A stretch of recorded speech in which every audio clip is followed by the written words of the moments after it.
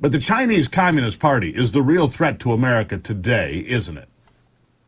Absolutely. And people are only seeing the spy balloon or the Confucius Institute. These are the physical, things that people can see. But there are many invisible threats that CCP has planted inside the U.S. government. And so many lawyers who got named to be the public officers within the law enforcement agencies or federal government agencies or even in the cabinet, these people have been enriched by the CCP. And so once they become a public officer, they continue to do favorable things for CCP. And those are the things that have not been exposed by the mainstream media. In fact, the mainstream media have been covering up about the CCP's infiltration in this country. Well, you talk about the Belt and Road Initiative. We've talked about that before. But let's talk about not just how that impacts America, but you look to Central America and South America. We'll even leave Africa out of this, even though the Belt and Road Initiative is very active in Africa. But you look now. The Chinese Communist Party is in discussions with the government of Argentina, big nation in South America, to build fighter jets in our hemisphere. That's not a good idea. You see that they're making inroads into countries all over South America and Central America, including Costa Rica and Panama. And then you see the involvement of the Chinese as they come through Mexico. Many Chinese nationals crossing our border now. Why would I believe that some of those aren't here to do us harm? I mean, they have to be, right? Well, the CCP's Road and Belt Initiative is considered its global strategy to infiltrate the entire world. There are over 150 countries that have been involved in this. So basically, CCP is using money to invest in those countries' infrastructure, that is airport and ports.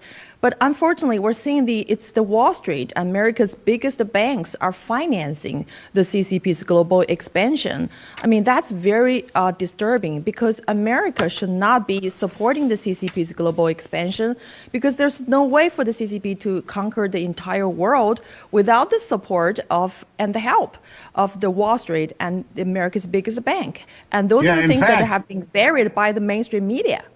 Yeah, in fact, we've had testimony in front of Congress recently. I want to share a clip. The CEO from Citibank testifying in front of Congress, and then I'll get your reaction to it. Go ahead and roll that. Had some follow-up to a lot of the conversations we had on China earlier today.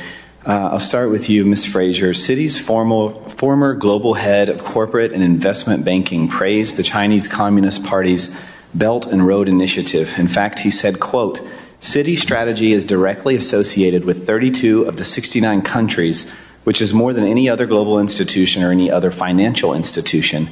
And Citi should play a leading role in this Belt and Road Initiative, end quote. It's my belief that the Chinese Communist Party uses this initiative to give unfair advantages to Chinese companies and forces developing countries into debt traps, often with public corruption paving the way. I witnessed this on a trip to the Middle East with my great chairwoman, Maxine Waters, where we were told of extreme corruption that the Chinese companies have been involved in across the African continent.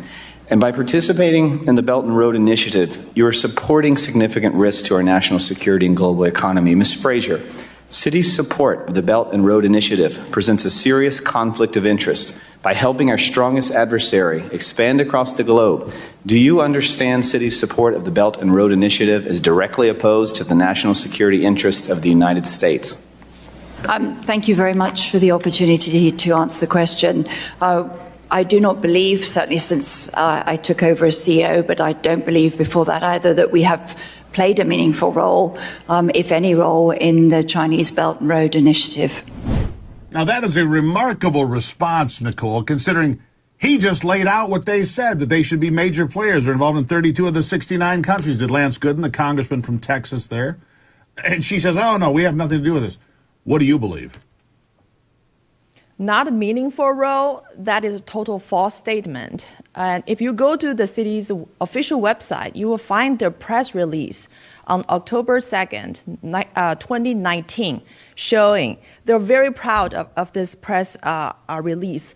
So this is what they say. They say the city is, yes, exactly, is recognized to be the best bank overall for advising the CCP's Belt and Road Initiative. And Citi even have created a position for a CCP spy called Bei Li. She's the head of the Citi's Road and Belt Initiative.